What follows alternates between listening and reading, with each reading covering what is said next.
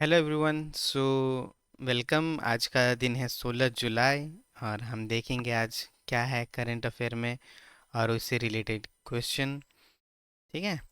तो पहला ही है जो न्यूज़ है कि सुप्रीम कोर्ट टू जो राज़ी हो गई है पिटीशन जो है ये सुनने के लिए कि कुछ जो लॉज थे ना वो as a money bill pass किए गए थे। ठीक है।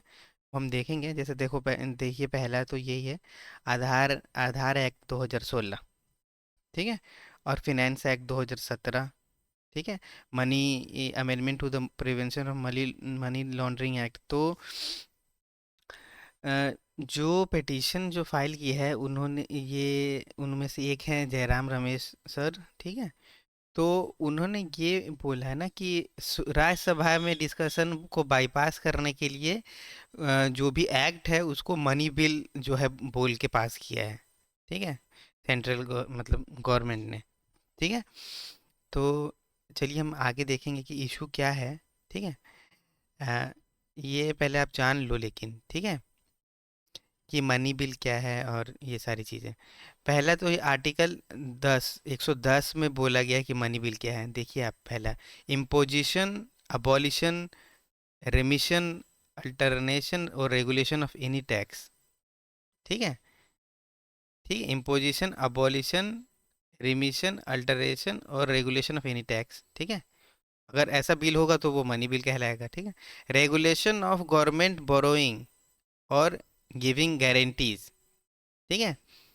गवर्नमेंट भी तो गारंटी देती है। सेंट्रल गवर्नमेंट अगर फॉरेन मार्केट से पैसे लेना हो तो कौन गारंटी देगा? किस पे गारंटी दिया जाता है? कंसोलिडेटेड फंड ऑफ इंडिया में, जो इंडिया का जो गवर्नमेंट का बैंक अकाउंट है। ठीक है। और थर्ड है जो custody and withdrawal of fund from consolidated fund of India. पैसे निकालने हो वही जो गवर्नमेंट का बैंक है कंसोलिडेटेड फंड ऑफ इंडिया। ठीक है। आपको तो पता ही है। फोर्थ जो है appropriation of fund from consolidated fund of India. ठीक है। फिफ्थ है declaring expenditure charged on consolidated fund of India. Charged on जो होता है ना कंसोलिडेटेड फंड ऑफ इंडिया में, आपको तो पता ही है। ठीक है। तो वो जो है कुछ भी अगर डिक्लेयर करना चाह रही हो सरकार तो वो बिल जो है कहलाएगा चार्ज ऑन। देखो जैसे कि आप जो पेंशन होता है ना, सुप्रीम कोर्ट के जजेस का, वो चार्ज होता है, वो सरकार जो है ना हटा नहीं सकती। ठीक है ना, वो देना ही देना है। ठीक है। ऑटोमेटिकली सुप्रीम कोर्ट का जितना भी खर्चा है ना, वो कौन देता है? वो चार्ज होता है ये कंसोलिडेटेड फंड ऑफ इंडिया में। है ना, ये कीवर्ड है। अब देखो सिक्स्थ है, देखिए receipt of money into or withdrawal from the consolidated fund of India. ठीक है। विड्रॉल के लिए any matter accidental to the above financial matter. ठीक है। कोई भी मैटर जो इसमें आता हो तो वो है मनी बिल। ठीक है। मतलब पैसा निकालना हो बैंक अकाउंट से। ठीक है। तो मनी बिल है। पैसा इसमें डालना हो तो मनी बिल है। ठीक है। ये आप समझो सिर्फ। ठीक है। चलो अब एक क्वेश्चन देखते हैं हम लोग मनी बिल से रिलेटेड। ठीक है। तो money bill can be introduced in the Lok Sabha only. ठीक है। Rajya Sabha can amend or reject a money bill. ठीक है। Lok Sabha can override the Rajya Sabha recommendation on the money bill. ठीक है। एंड फोर्थ जो है speaker of the Lok Sabha has the final authority to clarify a bill as a money bill. ये catch है, इसमें trick है। अब देखो सच सही क्या है। देखिए देखिए मनी बिल तो लोकसभा में ही इंट्रोड्यूस किया जा सकता है, राज्यसभा में नहीं। Rajya Sabha can amend or reject a money bill ये तो नहीं कर सकती है, सिर्फ रिकमेंडेशन दे सकती है। वो भी एक्सेप्ट करने के लिए जो है लोकसभा बाध्य नहीं है। Lok Sabha can override the Rajya Sabha recommendation on money bill, ये सही है। ठीक है। और ये देखिए ये ट्रिकी क्वेश्चन, ये बहुत सारे लोगों को जो है ना गलत भी हो सकता है, जो पढ़े लिखे अच्छे लोग। ठीक है। एक्सपीरियंस लोग। देखो speaker of the Lok Sabha has the final authority to clarify a bill as a money bill. जी नहीं। ठीक है ना, सुप्रीम कोर्ट के पास है। वैसे इन हाउस में तो स्पीकर है। ठीक है। अल्टीमेटली नहीं कह सकते, फाइनल अथॉरिटी सुप्रीम कोर्ट का है, तभी तो यहाँ पे ये गया है। तभी तो ये यहाँ सुप्रीम कोर्ट में गया है ये। अब देखिए हुआ क्या है, देखिए देखिए हुआ क्या है, ठीक है। आधार एक्ट से कुछ जो है ना इशू, आधार एक्ट जो है ना वो तो जो है आइडेंटिफिकेशन और इसके लिए है, तो उसको मनी बिल क्यों बोला है ना, उसको मनी बिल क्यों बोल के पास किया है, ठीक है। तो आधार जो जो पुट्टास्वामी केस 2018 में है ना, आधार एक्ट को तो है इन्होंने जो है वैलिड बोला है, कि एक्ट तो वैलिड है, और ये मनी बिल भी है, ठीक है। मनी बिल भी है। क्यों? क्योंकि आधार से बहुत सारा पैसा जो है जो गरीबों के खाते में जाता है, और वो पैसा कहाँ से निकलता है, कंसोलिडेटेड फंड ऑफ इंडिया से, है ना। तो ये बोल के 4:1 में जो है ना, 4 जज ने बोला कि सही है, एक जज ने बोला कि गलत है। अब वो ही थे जस्टिस डीवाई चंद्रचूड़, ठीक है। चंद्रचूड़ थे, बोले कि नहीं ये तो है मनी बिल के जो डेफिनेशन में नहीं आ रहा है, ठीक है।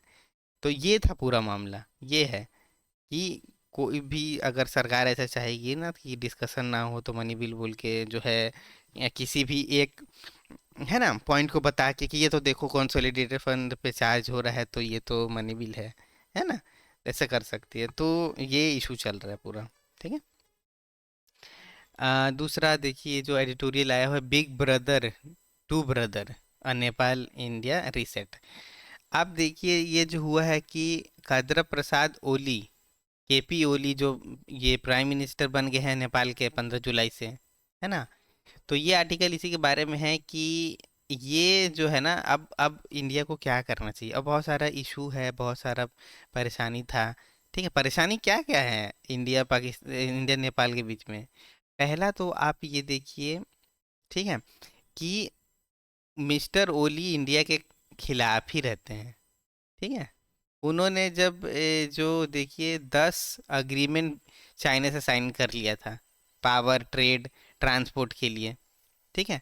दूसरा इशू ये है कि दूसरा इशू ये है कि आप देखो, एक रीजन है, ठीक है, वेस्ट नेपाल में, नॉर्थ वेस्ट नेपाल में, ठीक है। उसका उसका नाम है देखिए, लिम्पिया दूरा काला पानी। ये बोलती है कि ये इंडिया की नहीं, ये नेपाल की है, और काला पानी में नेपाल के मैप में है, और चाइना और जो नेपाल जो है अपने मैप में दिखा रहा था, ठीक है। और दूसरा जो छोटा मोटा इशू ये है कि अयोध्या जो है ओरिजिनल नेपाल में है, और ये जो अयोध्या यूपी में है वो ओरिजिनल अयोध्या नहीं है। ये भी इशू है एक, ठीक है। ठीक है, तो ये सारा इशू था, ठीक है, जो चाहिए। और ये आर्टिकल यही बताता है कि इंडिया को ना बिग ब्रदर नहीं, भाई की तरह जो है आप उसको देखो, ठीक है ना, कि आप उसको छेड़ोगे तो वो चाइना के पास चला जाएगा, ठीक है, चाइना के पास चले जाएगा। और ये आर्टिकल ये बता रहे हैं कि प्रचंदा जो पुष्पा कमल दाहल थे, जो पहले सीएम थे ओली के पहले, तो वो इंडिया से अच्छा रिलेशन चाहते थे, ठीक है ना। उन्होंने उज्जैन जो है वहाँ भी विजिट किया है टेम्पल में, ठीक है।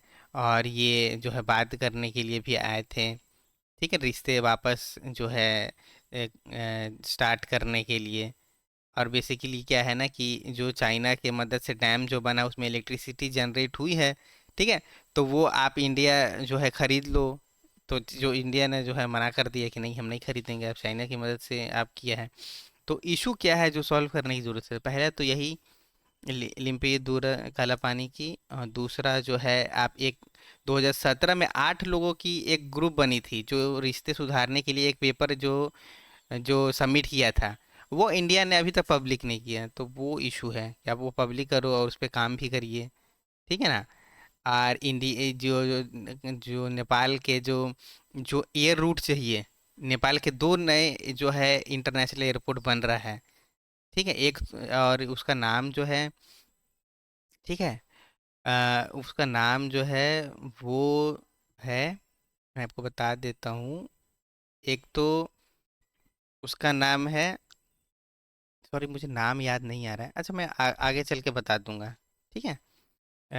अभी तो मुझे नाम याद नहीं आ रहा है। अच्छा हाँ, ये सॉरी मुझे याद आ गया। पोखरा नाम है और एक नाम है भैरहावा। ठीक है, वहाँ पे दो इंटरनेशनल एयरपोर्ट बन रहा है। ठीक है। और तो यही बोल रहे हैं ये आर्टिकल, ठीक है ना, कि आप जो है रिश्ते अच्छे करो नेपाल के साथ। ठीक है ना, क्योंकि जो है वो सिक्योरिटी के लिए चाइना से बहुत ज़रूरी है, और आने वाले दिन में चाइना चाइना से ट्रेड करने के लिए भी नेपाल बहुत ज़रूरी है। ठीक है, ये सारा इशू था। ठीक है।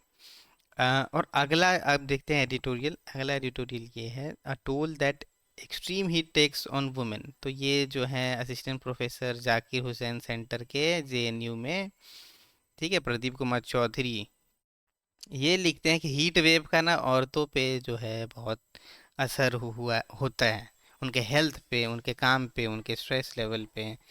तो यही इम्पोर्टेंट है। एक जो रिपोर्ट एक दो रिपोर्ट इम्पोर्टेंट है, आप याद रखो। ठीक है, ग्लोबल जेंडर गैप जो रैंक 18 है, लास्ट से एक्चुअली लास्ट से 18 है। ठीक है।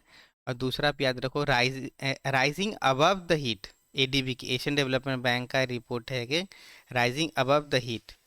ठीक है, तो वुमेन के लिए बहुत जो है हीट वेव्स, क्योंकि देखो अब गरीब जो है वो तो एल्बेस्टोस टीन के रूफ में रहता है ना। अब वो इतना गर्मी में कितना अनईजी लगता है ना, खाना बनाना भी उसी गर्मी में और बहुत सारी चीज़ें।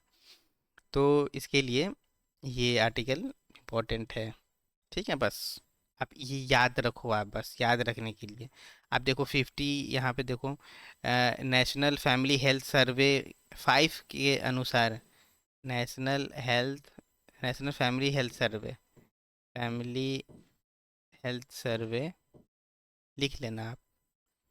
नेशनल फैमिली हेल्थ सर्वे 5, 5 मतलब ये पांचवा सर्वे है। ठीक है।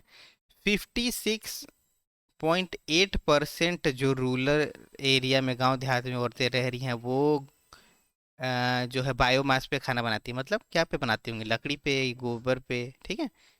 तो आप देखो ये, आप इस डाटा को आप जो इन्वायरमेंट में भी लिख सकते हो, सोशल इश्यूज में भी लिख सकते हो, ऐसे में भी लिख सकते हो। ये दो चीज़ें आप लिख के रखो, ये डाटा एंड ये नेशनल फैमिली हेल्थ सर्वे का, और आप ये राइजिंग अबव द हीट का, कहीं पे भी यूज़ हो सकता है ना, इसीलिए लिख के रखिए आप। ग्लोबल जेंडर गैप का आप पीछे से आप नीचे से 18 है एक्चुअली, वो याद रखो आप। अगला जो है वो है कि budget, union budget as litmus test of a rethink or stasis. स्टैटिस देखो अच्छा वर्ड है एक, स्टैटिस। स्टैटिस मतलब इनएक्टिविटी, मतलब जैसा है वैसे ही चल रहा है, इक्विलिब्रियम में कोई चेंजेस नहीं। ठीक है ना, स्टैटिस। अ, ये बोल रहे हैं कि अब तो मोदी जी का ये 240 सीट आ गया है, और ये तो बहुत कम है। 203 था पहले 2019 में। और क्योंकि लोग बहुत नाराज़ हैं एम्प्लॉयमेंट को लेकर, महंगाई को लेकर, है ना, तो अब तो बजट में चेंजेस आना चाहिए। तो ये बोल रहे हैं कि बजट में चेंजेस करो। ठीक है, एम्प्लॉयमेंट के लिए एम्प्लॉयमेंट दीजिए। ठीक है, अर्बन अर्बन में भी मनरेगा चालू करो। और मनरेगा जो है, आप जो निर्भर रहता है, मनरेगा जो है प्राइवेट और मार्केट के फोर्सेस पे निर्भर है ना। मार्केट अगर रहेगा और नौकरी डिमांड रहेगा काम का, तभी तो मनरेगा में आप दोगे नौकरी। तो कैसे भी करके थोड़ा डिपेंडेंसी हटाइए। ठीक है। और ये नियो क्लासिक जो शिकागो स्कूल का एक जो स्कूल है, economic school, economic thinking school actually आप कह सकते हो, न्यू क्लासिकल, ये बोलती है ना कि अब मार्केट खुद डिसाइड कर लेगा, है ना।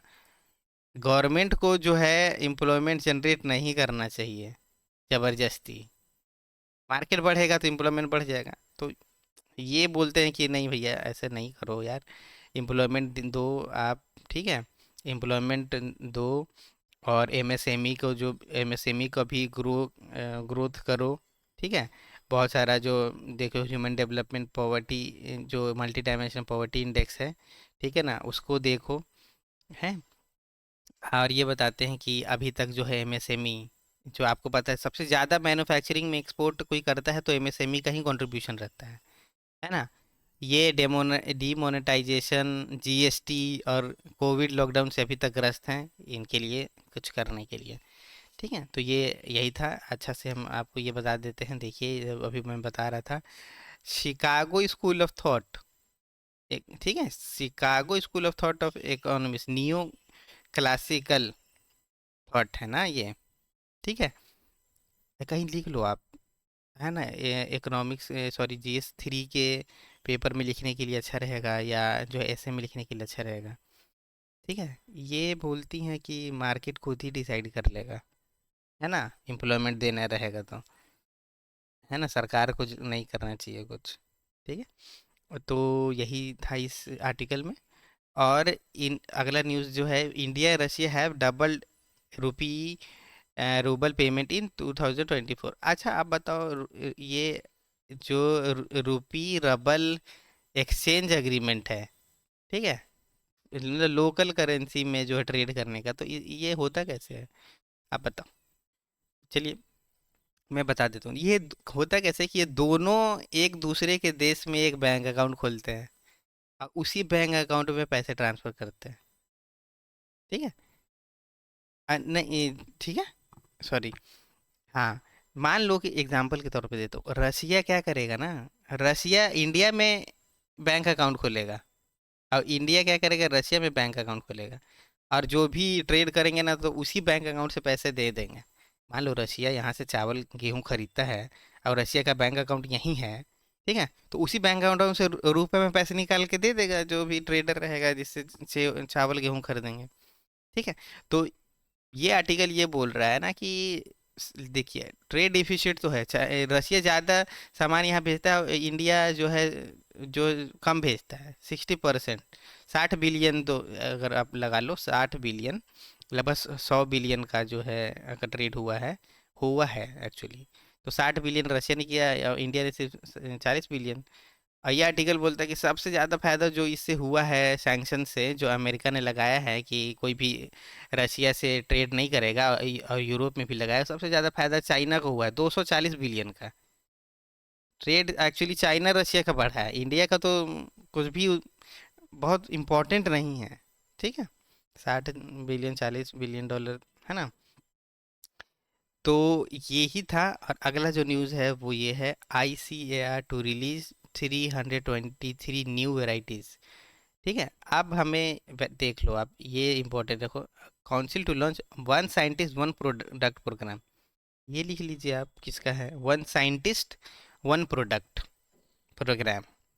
तो Indian council of agriculture research है, उसकी बात हो रही है। ठीक है, आप देखो, ये न्यूज़ तो पढ़ लिया आपने, अब इससे कोई उतना इम्पोर्टेंट नहीं है, लेकिन आप जानो कि ICAR है क्या। ठीक है, ICAR क्या है, ये Indian council of agriculture research is autonomous organisation under ministry of agriculture and farmer welfare. तो ये तो बिल्कुल सही है। It is responsible for coordinating agriculture education and research in India. हाँ, सही है। ठीक है, और ICAR is the largest network of agriculture research and education institute in the world. हाँ, ये भी सही है। और फोर्थ है, director general of ICAR is a x officio secretary of the government of India, department of agriculture research and education. मतलब अगर कोई भी सेक्रेटरी बनता है department of agriculture and education का, जो कि IAS रहते हैं, ठीक है ना, तो वो ऑटोमेटिकली जो है डायरेक्टर जनरल ऑफ ICAR होते हैं। ठीक है, और आपको पता है ये कहाँ पे है, Indian council of agriculture research, ये भोपाल में है, MP। ठीक है, अगर आपको कुछ इंटरेस्टिंग पता होगा आप कमेंट करिएगा। और आखिरी न्यूज़ ये है कि विक्रम मिस्त्री जो हैं कि IFS ऑफिसर थे 1989 के, वो जो है फॉरेन सेक्रेटरी बन गए हैं। ठीक है, बस यही इम्पोर्टेंट है और कुछ नहीं। और आज के लिए इस वीडियो को लाइक करिएगा, शेयर करिएगा, सब्सक्राइब करिएगा। और अगर आपको कुछ सीखने को मिला तो उसके लिए very much thank you. Thank you for your time. आपसे मिलते हैं कल। Thank you.